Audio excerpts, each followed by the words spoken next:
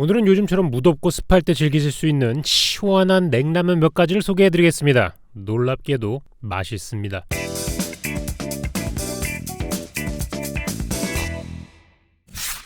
자, 얼마 전에 굉장히 충격적인 사진 하나를 봤습니다. 라면 위에 빵빠레 같은 아이스크림이 올라가 있는 거예요. 근데 이게 그냥 장난친 게 아니라 일본의 한 라면 장인이 운영하는 라면 가게에서 실제로 팔리고 있는 것들입니다. 종류도 굉장히 여러 개인데 저도 저 맛을 한번 느껴보고자 매운 라면을 한번 끓여보기로 했습니다. 몇 달 전에는 국내에도 저 개념이 수입이 돼가지고 방송을 탄 적도 있고요. 심지어 태국에서는 버거킹에서 이 메뉴를 정식으로 출시했다고까지 하니 안 먹어보지 않을 수가 없습니다. 이 보기만 해도 경악스러울 정도의 아이스크림 라면의 특징은 뭐냐면 아이스크림으로 매운맛을 중화시킨다라는 걸 목표로 만들어진 거라고 해요. 우선은 가장 무난한 맛이 나는 바닐라 아이스크림을 가져와 봤습니다. 국물 안에다가 넣고 잠시 녹을 때까지 기다렸어요. 근데 죽어도 저 콘 부분은 먹기가 좀 그렇더라고요. 거북스러워서 이 부분은 제거를 했고 나머지 아이스크림은 최대한 많이 녹여가지고 국물과 희석되게 했습니다. 비주얼상으로는 마치 분유를 타놓은 것처럼 느껴지기도 하고 그렇게 맛있어 보이지 않아가지고 사실 이거 먹어도 될까라는 생각이 들었는데요. 일본에서는 하루에 300그릇 이상을 팔고 있다고 하니까 한번 먹어보도록 하겠습니다. 의외로 굉장히 깔끔하고 좋았어요. 다만 아이스크림이 조금 달아서 그런지는 몰라도 단맛만 조금 적었으면은 전반적으로 맛이 훨씬 더 부드러워지고 고소한 맛이 강렬했습니다. 한번 먹고 뱉을 것 같았는데 계속 젓가락이 가는 게 신기했어요. 그래서 오늘은 이 컨셉을 이용해가지고 몇 가지 면 요리를 한번 해보도록 하겠습니다. 이름하여 아이스크림 라면 3종입니다. 자, 아이스크림은 기본적으로 크림과 설탕을 섞인 걸 녹인 겁니다. 근데 오늘 저는 소스도 같이 섞을 거예요. 처음에 섞을 거는 바로 이 팔도 비빔장 양념입니다. 그런데 음식용으로 사용해야 되니까 아이스크림은 설탕이 절반 정도만 들어간 심심한 버전의 믹스로 준비를 했습니다. 그리고 이 두 가지를 섞어준 다음에 아이스크림 기계에 올려주면 되는데요. 저 소스와 함께 어우러질 녀석은 비빔면입니다. 일반 소면으로 삶으면 금방 뿌니까 카펠린이라는 얇은 파스타를 사용해가지고 면을 대체해줬고요. 골뱅이와 삶은 계란 그리고 황태에 튀김가루를 입혀서 튀긴 것과 고수를 적당히 베리에이션 해줬습니다. 김가루까지 뿌린 다음에 여기에다가 얼린 비빔면 아이스크림 소스를 가져와서 얹었습니다. 시원하게 드실 수 있는 요리니까 이렇게 먹어도 전혀 거부감이 없을 거예요.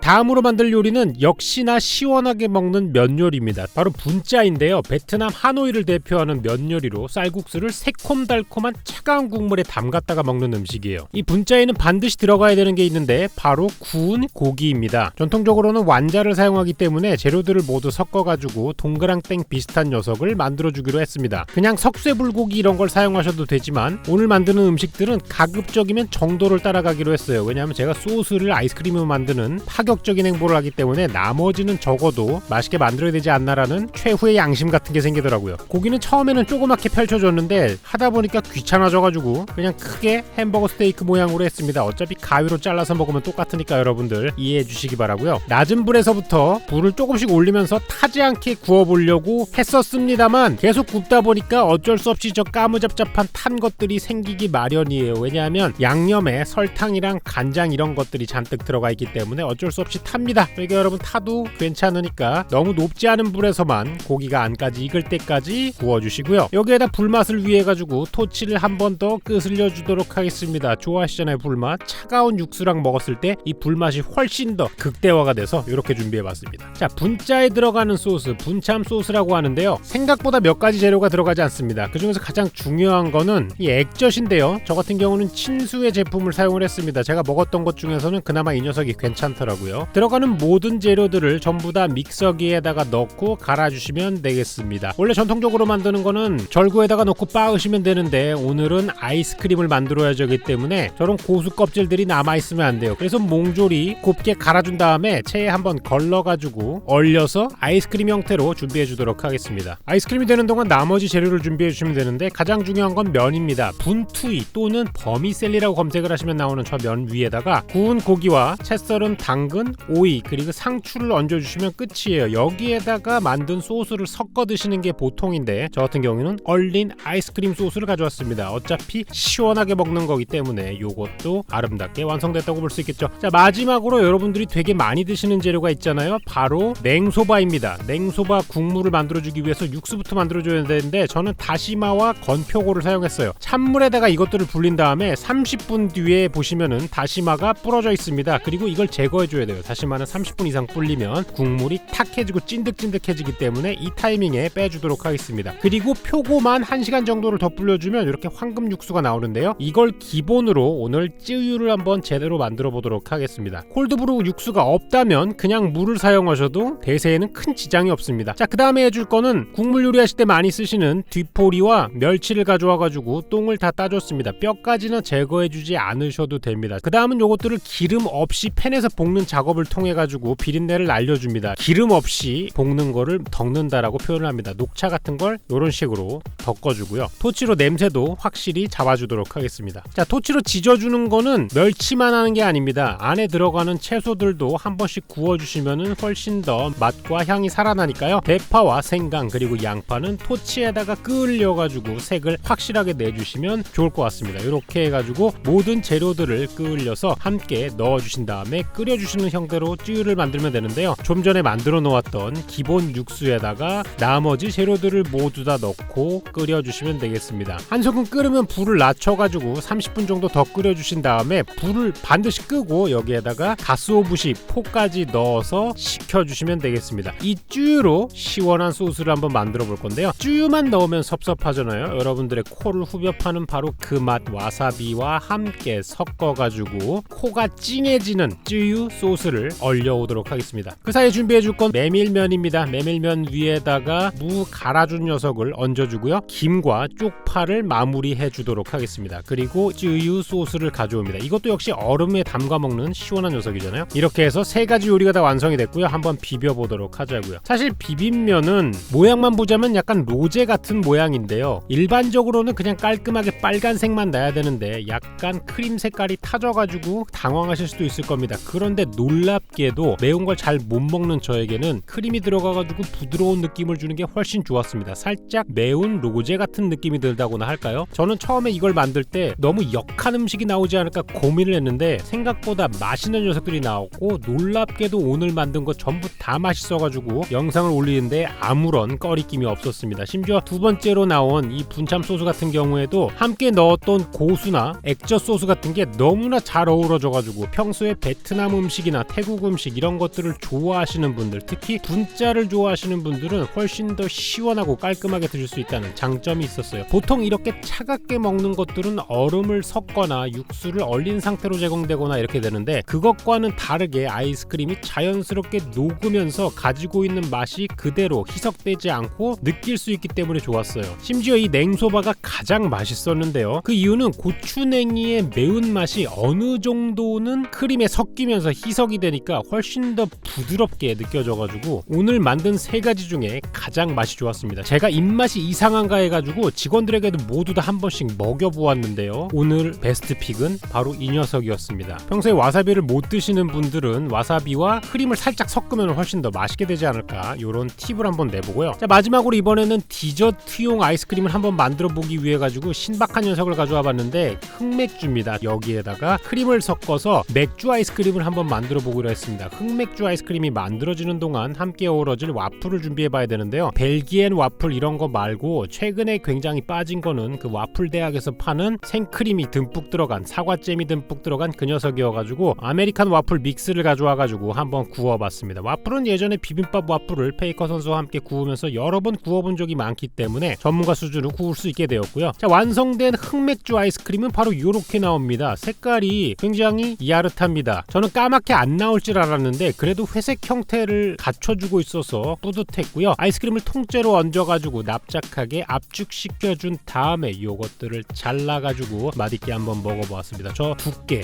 보이시죠? 엄청나잖아요. 오늘 만든 것 중에 사실은 나머지는 다 별로고 이 와플만 괜찮을 줄 알았는데 놀랍게도 모든 음식들이 맛있어서 오히려 제가 더 당황한 하루였습니다. 오늘도 긴 영상 시청해주셔서 감사하고요. 저는 다음 시간에 훨씬 더 맛있고 신기한 레시피로 다시 찾아오도록 할게요. 고마워요.